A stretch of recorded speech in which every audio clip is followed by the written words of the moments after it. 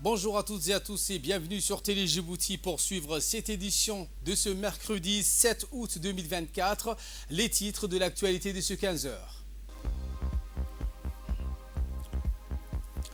Le président de l'autorité des ports et des zones franches est intervenu sur le sauvetage du navire endommagé par l'incendie. C'était lors d'une interview ce matin réalisée avec notre journaliste Mohamed Abdelrahman. Et dans l'actualité internationale, Yahya Sinwar nommé nouveau chef du Hamas dans la bande de Gaza.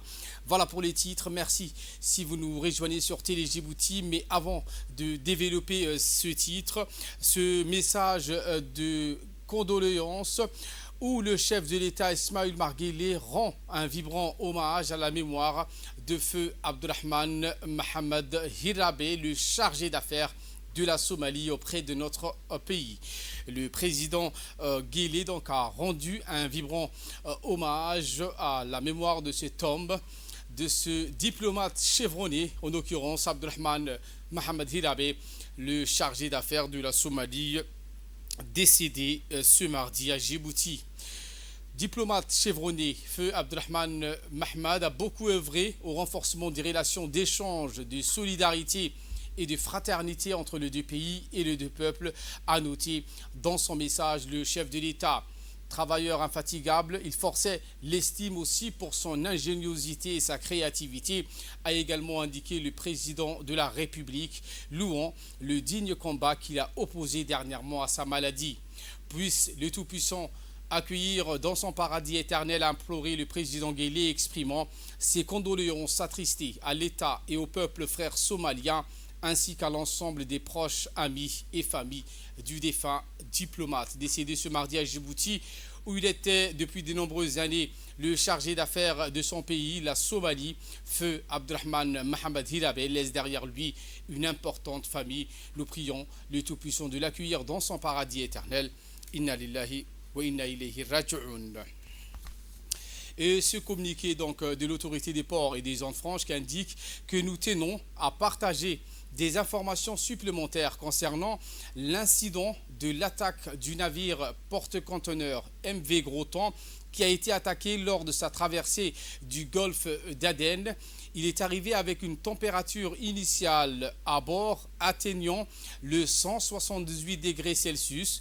L'autorité des ports et des zones franches a immédiatement pris des mesures pour éteindre l'incendie en mer en déployant deux remorqueurs de haute mer qui sont le Omar Denkeli et le Barkhad Gourad. Grâce à leurs efforts, la température a été réduite à 57 degrés Celsius après plusieurs heures d'injection d'eau et de refroidissement. À l'arrivée du MV Groton au port du SGTD, la société de gestion du terminal à conteneurs de Doralé, le 6 août à 17 h, les équipes de secours ont procédé au déchargement de plus de 400 conteneurs pour faciliter l'extinction complète de l'incendie et stabiliser le navire.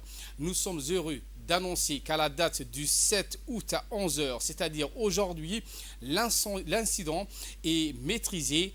La température à bord est descendue à 27 degrés Celsius, ce qui est la température normale de l'eau de mer. Nous remercions toutes les équipes impliquées pour leur efficacité et leur dévouement qui ont permis de gérer cette situation, a indiqué ce communiqué qui nous provient de l'autorité des ports et des zones franches, dirigé donc par le président Aboubakar Omar Hadi, qui a donné donc à notre équipe de reporters une interview ce matin. C'était avec Mohamed Abdelrahman. Il y a eu un incendie dans la zone franche de Venise. Nous avons 4 zones franches en tout dans les pays. Et c'est la plus petite, qui fait 40 hectares environ. Donc c'était un incendie minière. Il n'y a pas eu de perte de vie et pas de pertes matérielles importantes. Donc nous avons su très vite maîtriser les feux et tout est rentré dans l'ordre. Pour ce qui est de l'enquête, est-ce que c'était accidentel ou est-ce que c'était criminel? Ça, nous avons laissé ça aux compétentes. Oui, ces bateaux, nous avons accueilli ces bateaux et il a été touché par un missile au large du port d'Aden. Et il y avait les feux à bord surtout les conteneurs qui étaient en dessous des soutes. Nous avons accueilli ces navires au terminal à conteneurs de Doralé. Donc nos remorqueurs ont assisté déjà au large. Au large, nous avons assisté, nous avons accompagné avec des remorqueurs. Nous avons baissé la température à l'intérieur de la cale. Et hier soir, on a commencé à décharger les conteneurs. On a fait très attention parce que nos remorqueurs sont équipés d'un moyen de lutte contre les incendies. Et on ne voulait pas injecter trop d'eau, parce que sinon on allait couler les navires. Donc c'était vraiment un équilibre qu'il fallait bien calculer. Donc, alhamdulillah, il y a des gens dans les réseaux sociaux qui disent Djibouti brûle. Nous, on s'occupe de problèmes internationaux dans la mer Rouge, de Bab el-Mandeb. Notre première asset, c'est la formation de nos gens, les compétences de nos gens. Les matériels, on peut les acheter. Nous formons nos gens dans les meilleures écoles. Et ils ont navigué dans toutes les mers et océans du monde avant de nous rejoindre ici dans les ports. Les bateaux, ils vont décharger les conteneurs. On va les réparer ici. Réparer ici? Oui, à Djibouti. On a déjà réparé les premiers navires qui est là. Vous pouvez les voir dans l'arrière-plan. Nordesque, les bateaux bleus. Et il va quitter bientôt Djibouti. On l'a réparé. Nous avons tout remplacé. Les tôles, la mécanique, tout.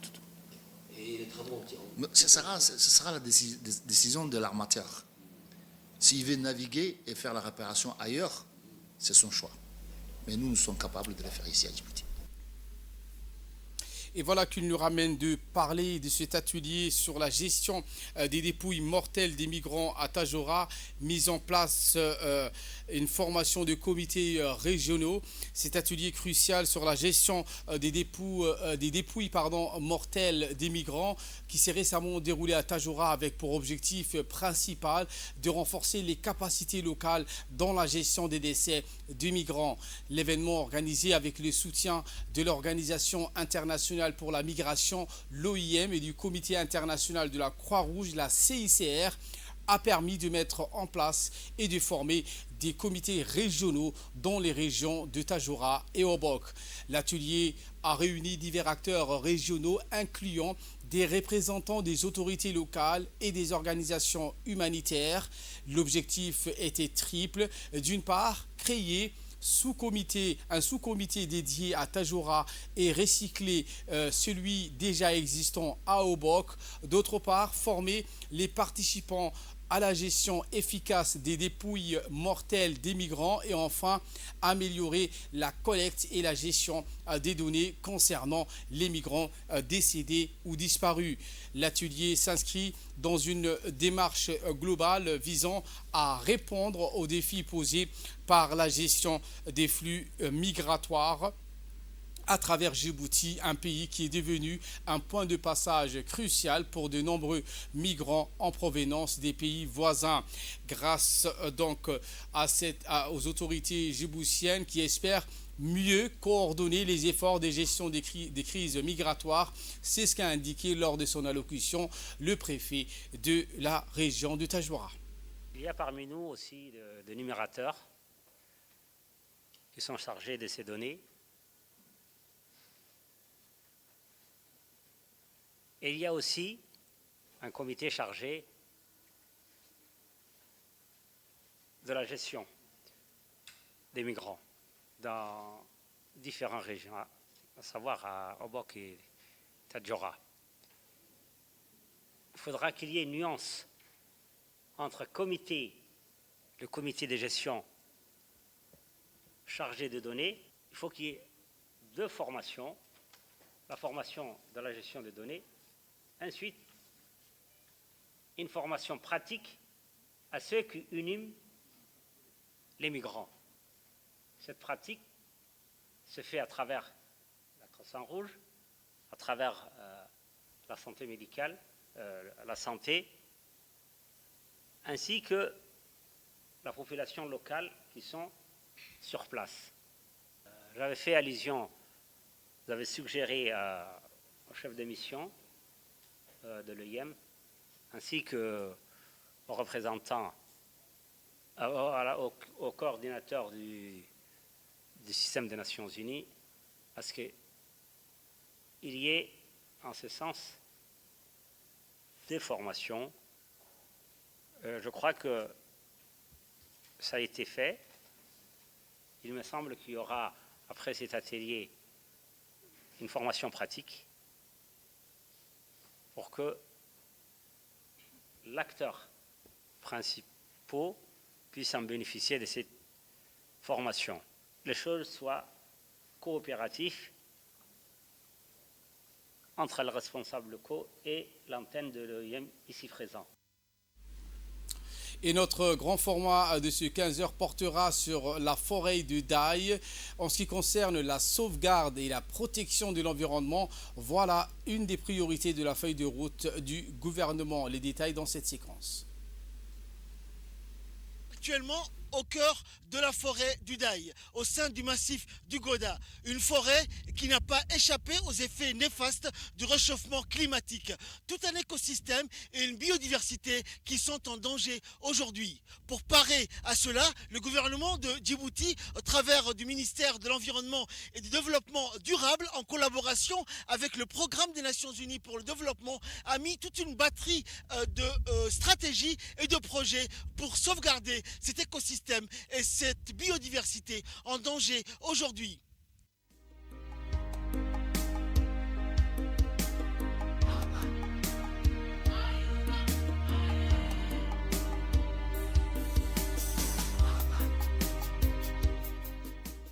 La sauvegarde et la protection de l'environnement, voilà une des priorités de la feuille de route du gouvernement. Un des thèmes principaux de la vision 2035 du gouvernement djiboutien, toujours dans l'objectif d'atteindre un développement durable. Une panoplie de stratégies a été mise en place à travers le ministère de l'Environnement et du Développement durable pour réhabiliter certaines zones durement touchées par le réchauffement climatique. Des écosystèmes en péril, toute une biodiversité en voie de disparition, une nature à l'agonie, voilà les défis que doit relever ce département ministériel. Un challenge qui demande énormément de ressources et de financement. C'est dans cette optique que le ministère de l'Environnement et du Développement durable a tenu une importante réunion le 18 juillet dernier au Djibouti Palace Kempinski. Réunion qui a permis de lancer officiellement un projet intitulé « Conservation de la biodiversité et restauration des fonctions de l'écosystème de la zone protégée nationale de la forêt du Daï ». Une réunion présidée par le ministre de l'Environnement et du Développement durable, Mohamed Abdelkader Moussa Helem, et qui a vu la participation de la représentante résidente du Programme des Nations Unies pour le développement, Emen Guyane Ano, et le coordinateur résident du système des Nations Unies, José Barahona. Ce projet, focalisé sur la forêt du Daï, est financé par le Fonds pour l'environnement mondial à hauteur de 3,2 millions de dollars américains et sera mis en œuvre par le ministère de l'Environnement et du Développement durable en collaboration avec le PNUD et ce, pour une durée de 5 ans. Écoutons pour plus de précision les interventions de la représentante du PNUD à Djibouti et du ministre. Dépressif que j'ai eu quand j'ai été dans le Daï, c'était vraiment une vraie expérience dépressive de voir que c'est une forêt mais qui est vraiment complètement morte. Et cette désertification progressive couvre aujourd'hui l'espèce, enfin le territoire du Daï, qui était à peu près 900 hectares et qui malheureusement aujourd'hui on peut pas, on devrait faire un dénombrement pour savoir quel est l'espace couvert par cette forêt.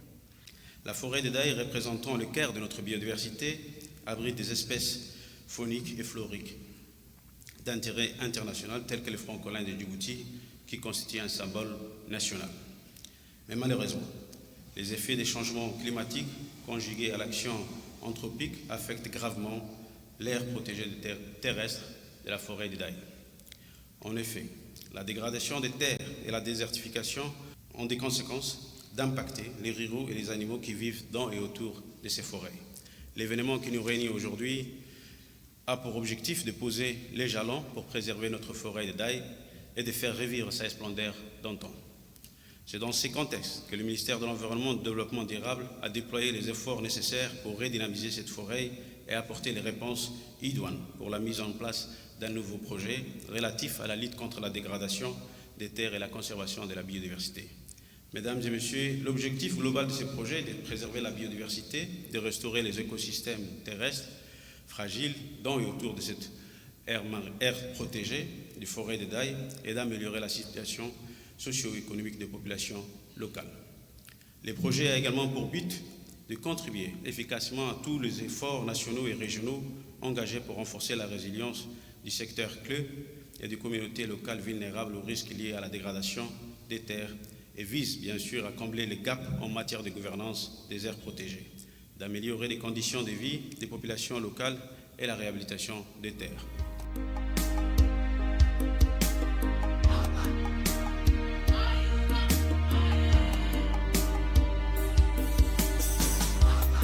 Le réchauffement climatique a impacté énormément de domaines et dans de nombreux pays. Djibouti n'étant pas en reste, le gouvernement, avec l'appui et le soutien technique et financier de ses partenaires au développement, a entrepris de nombreux travaux de réhabilitation et de protection de l'environnement, principal secteur impacté par les effets néfastes du changement climatique. C'était un magazine de notre grand reporter donc Ahmed Hamad et aux images de Aden Alita. Toujours à Tajoura, où sous l'égide du secrétariat d'État chargé des sports, l'association AISDEC a clôturé ses activités sportives et estivales par une belle finale. Deux belles et prometteuses équipes, celle de Boureïta et celle de Fi'ia, se croisaient dans un duel de tous les enjeux. Le terrain bandé des supporters venus des quatre coins du village vibrait d'énergie et de ferveur. L'événement a rassemblé non seulement les amateurs de sport, mais aussi des nombreuses personnalités du secrétariat des sports et dignitaires du village. Parmi les participants figurait le directeur des régions du secrétariat d'État de sport, M. Omar Hassan Abdillahi, le directeur adjoint Youssouf Abdallah, le responsable de la communication Idriss Adoita, ainsi que Abdallah Ibrahim, cadre de la direction des régions. Le village était également représenté par des représentants du chef du village, Mohamed Soumbourou, et plusieurs autres responsables locaux, sans oublier le très dynamique animateur du tournoi, Akadar Abdou. Dès le coup d'envoi, les deux équipes ont démontré une envie et un rythme élevé du niveau. Les supporters fidèles et bruyants ont apporté une ambiance électrique qui a galvanisé les joueurs. Chaque action, chaque passe et chaque tir était salué par des acclamations tonitruantes. La fin du match a été marquée par un moment de célébration collective. Au coup de sifflet final de l'arbitre, une cérémonie de remise des trophées et autres distinctions a eu lieu, récompensant non seulement les vainqueurs, mais aussi les vaincus pour leur participation et leur esprit sportif. Les jeunes de FIA ont fièrement levé leur trophée sous les applaudissements, tandis que les joueurs de Boureïta ont reçu des éloges pour leur combat acharné et leur fair play. Autre grand format de ce 15h à Djibouti, les artisans constituent une activité importante de création de revenus, une activité génératrice de revenus mais aussi d'emplois. C'est ce que nous propose ce magazine de la rédaction sur l'artisan. À Djibouti, comme dans le reste de l'Afrique, l'artisanat constitue une activité importante de création de revenus. Une activité également génératrice d'emplois et qui participe à son niveau au développement économique durable. Conscient de ces retombées, surtout dans la lutte contre la pauvreté, le gouvernement djiboutien a opté pour une stratégie nationale susceptible de favoriser la mise en place d'un cadre propice d'expression et de promotion de l'artisanat à Djibouti. L'Afrique est un continent regorgeant d'innombrables œuvres d'art agréablement appréciées par le reste du monde. Cette richesse du patrimoine culturel est un facteur stimulateur du développement, influant sur des secteurs tels le tourisme ou l'artisanat d'art, créant des revenus ou des activités considérées initialement comme accessoires et qui, au fur et à mesure, deviennent des véritables spécialisations du fait de l'existence d'un marché porteur. Pour ce faire, les autorités politiques se sont jointes à l'idée d'organiser ou de procéder aux diverses initiatives au profit du monde rural et de l'artisanat afin de permettre aux artisans de libérer leur génie créateur et de produire des belles pièces. Les objets d'art comme les bijoux et les porte-clés perlés, les vanneries, les divers objets décoratifs présentés par les artisans lors de la semaine commerciale de l'artisanat du coopératif des femmes d'Emilie Riral, un événement purement culturel qui s'est tenu à Bois d'Imol et aussi tout récemment lors de l'atelier axé sur les industries culturelles et créatives à la Bibliothèque nationale où les expositions des objets d'art aux différents stands reflétaient la volonté émancipatrice de ces artisanes mais également la richesse de notre patrimoine artisanal. C'est pourquoi le ministère de la Femme et de la Famille, les ministères de la Jeunesse et de la Culture, principaux organisateurs de l'événement, ont transformé un site 6 à l'entrée du Bois d'Imol en un dédale de stands d'exposition des productions artisanales. Ces femmes artisanes n'ont rien laissé au hasard pour étaler leur savoir-faire auprès des visiteurs des marques qui se sont déplacés pour l'occasion. Mais à côté de ces commerces qui génèrent des revenus, il y a lieu de reconnaître que c'est la conscience morale et patriotique qui incite et motive tous les acteurs politiques à la protection de ces patrimoines culturels qu'il faut à tout prix préserver. Il est à savoir que ces produits artisanaux ont un aspect positif sur la promotion culturelle en général et permettent également la multiplication des microcrédits, des financements, des développements des coopératives d'artisans producteurs. L'époque où les artisans ne disposaient pas des supports promotionnels et publicitaires qui constituent des handicaps pour l'essor du secteur artisanal est révolue, car l'artisan bénéficie aujourd'hui d'une attention spéciale des opérateurs économiques, d'institutions publiques capables d'améliorer ses conditions de travail et de lui conférer un statut professionnel sur les marchés de l'art. Dans cette ère numérique en constante évolution, les artisans ont une démarche entrepreneuriale qui intègre un plan de marketing. Il y a des entreprises à vocation culturelle et Hidayelo en est un parfait exemple vivant. Ça fait bouger le pays, ça booste le pays, ça donne à la jeunesse un avenir. Et c'est des secteurs vraiment créateurs d'emplois et générateurs de revenus. C'est très important.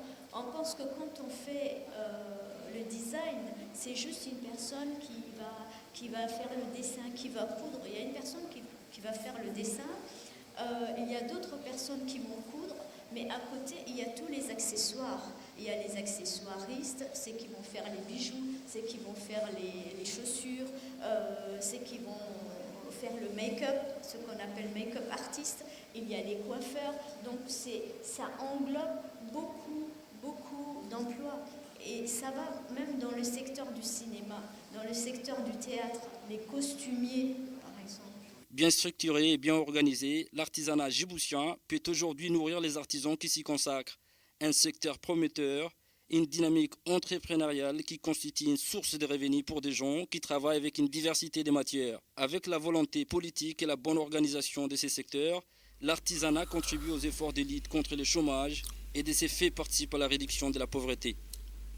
Autre grand format de ce 15h, cette fois-ci nous revenons sur l'histoire du bataillon Somalie, un bataillon qui a combattu pour la France durant la Première Guerre et la Seconde Guerre mondiale. Qui étaient-ils? Où ont-ils combattu? L'histoire de leur exploit dans ce reportage. Tout au début du XXe siècle, entre 1914 et 1918, les puissances coloniales se lancent dans une guerre sans merci. Avec les jeux des alliances, chacune engage non seulement leur population, mais aussi les habitants de leur colonie, rendant cette guerre une guerre planétaire, d'où l'expression « Première Guerre mondiale », que l'on nommera plus tard la Grande Guerre. Donc, la côte française de Somalie n'est pas en reste elle aussi. Et c'est ainsi que, l'effort de guerre obligeant, la mobilisation et le recrutement s'organisent à travers la population locale résidant en CFS. Le bataillon Somalie, constitué en 1916 à partir de recrues de la côte française de Somalie, actuelle Djibouti, s'est illustré par son courage et sa bravoure exceptionnelle tout au long des 2 guerres mondiales. Il faut savoir que le bataillon Somalie, auquel on attribua ce nom, n'était uniquement pas composé de Somalie. La terminologie Somalie lui fut attribuée en raison du territoire dont il provenait, à savoir la côte française de Somalie. Donc, il était composé de toutes les communautés qui résidaient dans ce territoire. Le recrutement des soldats se fit dans la côte française de Somalie, vers janvier et février 1916, à Djibouti, avec la promesse d'un salaire. Le 11 mai 1916, le 6e bataillon Somalie débarque à Majunga, au Madagascar, pour formation et instruction. Les hommes du bataillon s'illustreront Dès leur première mission sur le front français à la bataille de Verdun en octobre 1916 par la reprise du fort de Douaumont en octobre 1916. Verdun qui restera dans l'histoire comme la plus grande bataille de la Grande Guerre. Ensuite, en 1917, engagés dans ce qu'on nommera l'enfer de chemin des dames, ils vont s'illustrer de nouveau.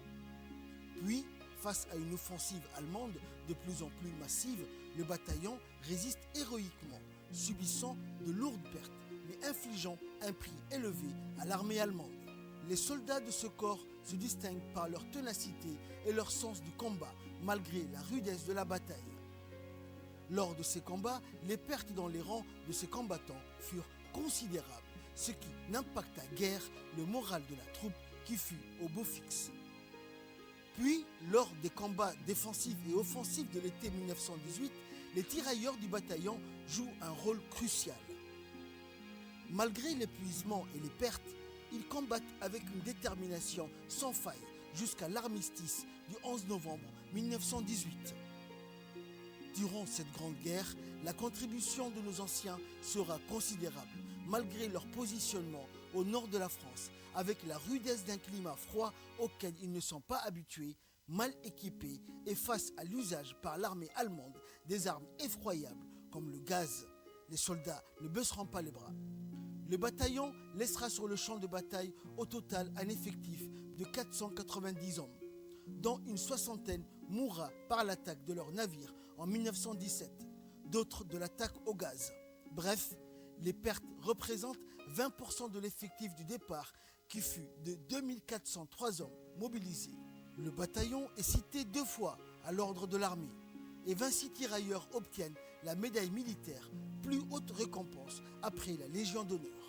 À la démobilisation du bataillon en mars 1919 à Djibouti, une manifestation demandant de meilleures conditions de retour à la vie civile est réprimée par une compagnie de tirailleurs sénégalais. Et de nombreux héros libérateurs de la France sont trahis par le pays pour lequel ils ont versé leur sang et qui les remercia de la manière la plus insultante qui soit. Ils sont expulsés du territoire de la côte française des Somalies. Les recrues locales seront ensuite effacées de la mémoire administrative et officielle de la guerre, comme le montre leur absence sur le monument aux morts inauguré en 1935. Durant la Seconde Guerre mondiale, les premières recrues engagées à Djibouti avec au total de 2281 hommes. Ils arrivent en France en août 1944 avec le débarquement de Provence. Les officiers métropolitains qui les dirigent insistent pour que ces troupes mal équipées soient engagées contre les Allemands à la localité de la Pointe de Grave dans la région bordelaise quelques semaines après leur débarquement. Le bataillon termine la guerre en Alsace, contribuant à la libération de la France. Le bataillon Somalie est par son histoire héroïque, souvent méconnu, un témoignage poignant du courage et de la bravoure de ses soldats. Ils ont combattu pour la France avec un dévouement sans bornes et leur sacrifice a contribué à la victoire dans les 2 guerres mondiales. Son esprit de sacrifice constitue un héritage précieux, celui d'avoir affermi l'unité des différentes composantes de la nation. Et il est de notre devoir de contribuer à la sauvegarde de leur mémoire. Nous sommes fiers de nos anciens combattants. Ali Sabié, cette fois, ou dans le cadre de la lutte contre la contrebande, sous toutes ses formes, la brigade de la douane d'Ali Sabié, en collaboration avec le détachement de la police nationale de cette ville et l'armée BIAS, ont permis de saisir lors d'une simple opération de contrôle menée tôt ce matin au niveau de la frontière du Galilée une importante marchandise de kats de contrebande en provenance d'Éthiopie. La marchandise saisie dernièrement à cette occasion était de 3500 kg de kats de contrebande.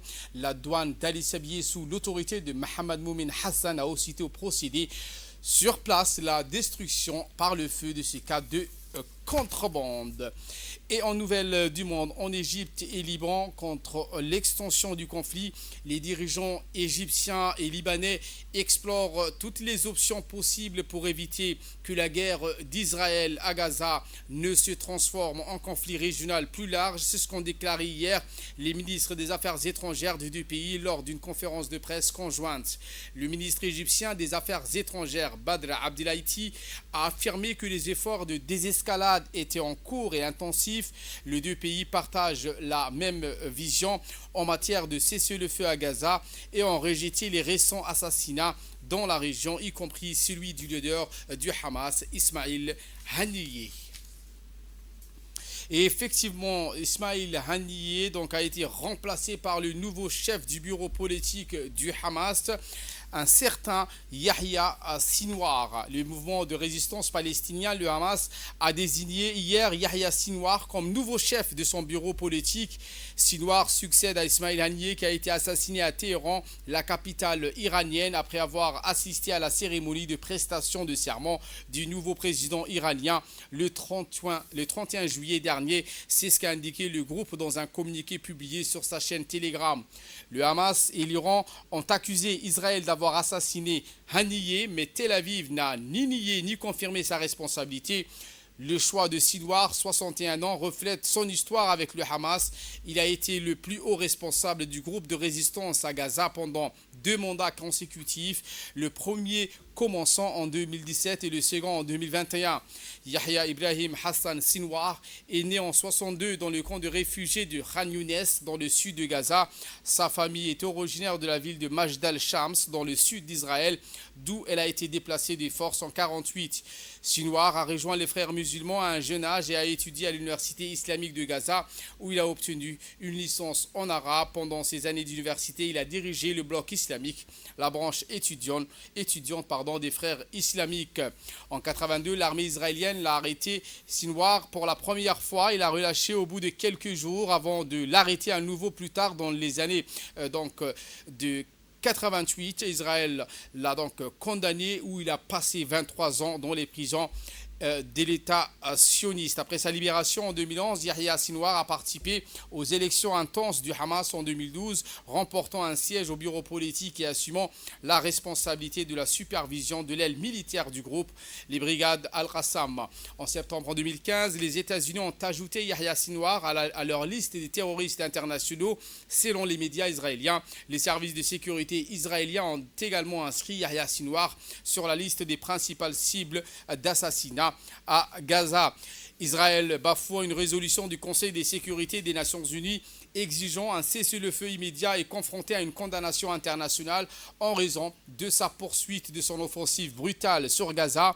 Depuis, plus de 40 000 Palestiniens ont été principalement des femmes et des enfants tués et plus de 91 600 ont été blessés selon les autorités sanitaires locales.